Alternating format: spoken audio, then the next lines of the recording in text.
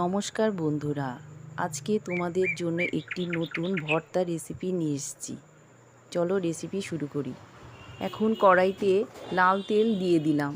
তেলটা একটু গরম হয়ে গেলে এতে থেতো করা রসুন দিয়ে দিলাম। এর মধ্যে সাথে কিছু কালো জিরে ফোড়ন দিয়ে দেব। এগুলো দেওয়ার পরে একটু লাল করে ভেজে নিতে হবে। একদম লালচে লালচে করে ভেজে নেব।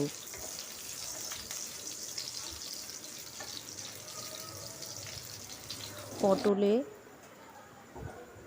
যে পেস্ট করেছি এটা দিয়ে দিই। এই পেস্টের মধ্যে দিয়েছি পেঁয়াজ, লঙ্কা, রসুন, একটু হলুদ দিয়ে ভালো করে পেস্ট করে নিয়েছিলাম। সাথে দুটো কাঁচা লঙ্কাও দিয়েছি।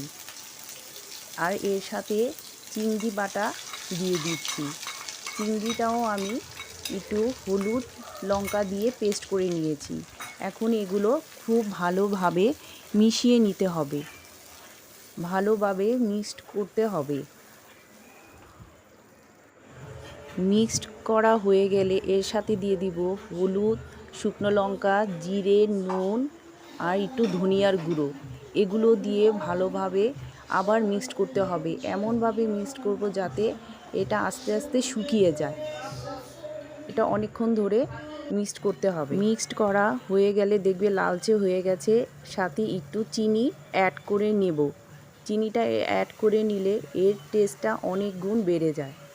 ব্যাস হয়ে গেল গরম ভাতের সাথে খাওয়ার জন্য একটি চিংড়ি ও পটলের ভর্তা রেসিপি।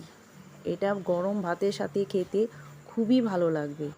এটা অবশ্যই তোমরা একবার ট্রাই করবে আর আমাকে অবশ্যই জানাবে। আজকে এই পর্যন্তই। ভালো থেকো।